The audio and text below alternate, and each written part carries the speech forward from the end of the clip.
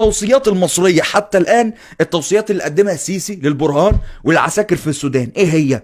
قال لك التوصيات المصرية حتى الآن تدعم بقوة ائتلاف الحرية والتغيير الكتلة الديمقراطية. اعرف على طول ان دول ولاد كلب من غير ما اعرفهم، من غير ما اعرف مين الشخصيات اللي في الكتلة دي او في الحركة دي او في الجماعة دي. اسم ائتلاف الحرية والتغيير الكتلة الديمقراطية، ده اللي السيسي بيدعمهم. اعرف ان هم ولاد كلب على طول. هتقول لي ممكن انت في السودان تقول لي ايوه، لا بس دول ناس كويسه بياكلوا بعقلك حلاوه، زي عندنا كده حمدين صباحي بالظبط. كان قال لك ائتلاف جبهه الانقاذ وائتلاف مش عارف القوى المدنيه، نفس ولاد الكلب دول طلعوا عندنا والله وقالوا لنا احلى كلام، وقالوا للناس احلى كلام، ويجب ان نحكم بلدنا والحريه والدستور والبتنجان. البلد بتتباع ومفيش كلب فيهم سامع صوته. ده الائتلاف اللي السيسي بيدعمه دلوقتي هو ونظام. كمل. التوصيات المصريه حتى الان تدعمه بقوه ائتلاف الحريه والتغيير الكتله الديمقراطيه، مضافا اليهم بعض القوى والشخصيات السياسيه التي ستدعم مصلحه ومواقف نظام السيسي. في شخصيات اخرى هقول لكم عليها دلوقتي حسب ما المصادر من جوه مصر بتاكد ان الشخصيات دي كلها شغاله تحت ايد السيسي ونظامه، علشان دي هتبقى نفوذ وهيبقى زي عيون النظام السيسي. نظام السيسي انا مش بقول مصر، اللي بيعمل فيكم كده مش مصر، احنا المصريين بنحاول نلحقكم اهو.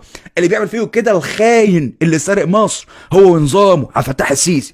قال لك الشخصيات دي يا باشا كانت بتيجي، اللي انا هقول لك اساميها دي كانت بتيجي القاهره تعمل لقاءات مع السيسي ونظامه ومخابراته. اسمع دي مهمة جدا. الشخصيات دي مين؟ واحد، محمد عثمان المرغني، طبعا انتوا عارفينه في السودان اكتر مني. المعلم ده مرشد الطريقة الختمية الصوفية، طبعا انتوا عارفينه في السودان اكتر مني. انا بنقل لك المعلومات زي ما جاية اهي، وانتوا عارفين الاسامي دي اكتر مننا كلنا في مصر. اتنين، رئيس الحزب الاتحادي الديمقراطي، احد اكبر الاحزاب السياسية في السودان. تلاتة، محمد طاهر ايلة، اخر رئيس وزراء لعمر البشير قبل سقوطه. احفظوا الاسماء دي، اوعوا تامنوا لهم.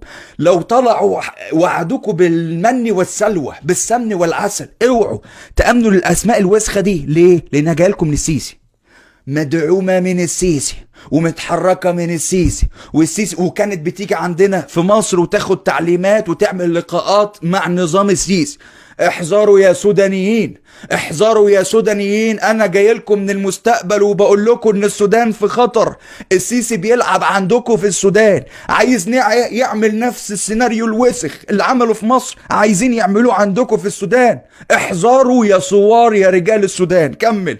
قال لك في اسم رابع وهو صلاح قوش، رئيس جهاز الامن السوداني، وهو مقيم الان في مصر، وقابل المرغني في مصر بشكل سري. المرغني ده اللي قلت لك اسمه الاول اللي هو محمد عثمان المرغني.